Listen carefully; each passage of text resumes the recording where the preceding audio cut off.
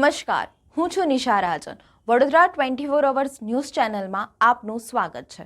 જોઈએ આજના સમાચાર. સ્કૂલના બાળકોને રિક્ષા, ઇકો તથા બસમાં વિદ્યાર્થીઓને ભરતા વડોદરા શહેર કોંગ્રેસના યુથ કોંગ્રેસના પ્રમુખ દ્વારા પોલીસ કમિશનરને આવેદનપત્ર આપી રજૂઆત કરાઈ. સ્કૂલના વાહનોમાં બાળકોને ઘેટાપકડા કરતા પણ બદતર રીતે ભરી રહેલા જોઈને તેમને ગુસ્સો આવ્યો હતો અને બાળકની ચિંતા થતી હોય કંઈક ખોટું થઈ રહ્યું છે. સ્કૂલના વાહનો દ્વારા કરાતી આ ભૂલોને લીધે ઘણી વખત અકસ્માતની મોટી ઘટનાઓ બનતી હોય છે.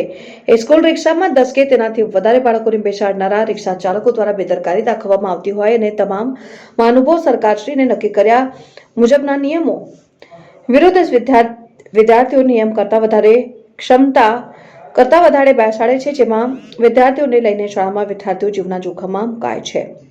હાલમાં વડોદરા શહેરના હાલની વિસ્તારમાં તળાવમાં સર્જાયેલી બોટ દુર્ઘટના શાળામાં બાળકો અને શિક્ષકોએ જીવ ગુમાવ્યા છે, જેની તંત્રની ઘોર બેદરકારી સામે આવી છે. તેમાં રોજ સ્કૂલના વાહનોમાં બાળકોની ઘેટા પકડા કરતા પણ બદતર રીતે ભરી સ્કૂલે મૂકવા જતા હોય છે.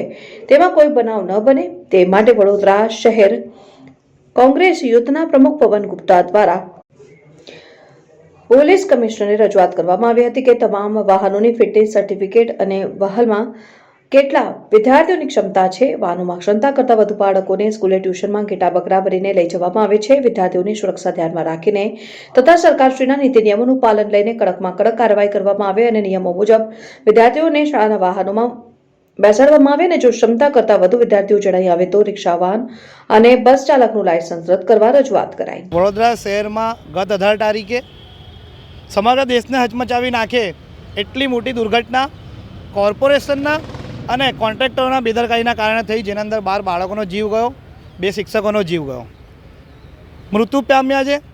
એ ઘટનાને આપણે પાછા તો નહીં વાળી શકતા, પણ ભવિષ્યના અંદર ફરી વખત આવી કોઈ ઘટના ના થાય એની તકેદારી અત્યારથી લઈએ તો ઘણું સારું.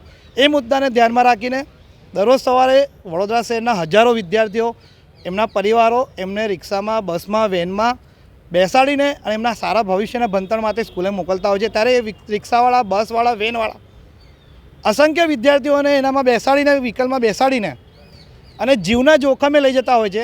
ત્યારે અમે કમિશનરશ્રીને એ માંગ કરવા આવ્યા છે અને એ આવેદન આપવા આવ્યા છે અને રજૂઆત કરવા આવ્યા છે કે જે ઘટના ઘટી ગઈ છે એનું પુનરાવર્તન ના થાય એ હેતુસર વડોદરા શહેરના તમામ સ્કૂલોને અને એ સ્કૂલોથી કનેક્ટેડ તમામ આ વ્હીકલોને નોટિસ આપવામાં આવે, એની ફિટનેસ સર્ટિફિકેટ માંગવામાં આવે, એમનો યોગ્ય તપાસ કરવામાં આવે અને તમામ વ્હીકલની એક સીટિંગ કેપેસિટી નક્કી કરવામાં આવે, તાકી વધારે ઓવરલોડના કારણે બીજી વખત કોઈ બસ દુર્ઘટના કે રિક્ષા દુર્ઘટના કે વેન દુર્ઘટના ના ઘટે અને વિદ્યાર્થીઓનો ફરી જીવ ના જાય એની તકેદારી રાખવા માટે અમે કમિશનરશ્રીને આવેદન આપવા આવ્યા છે.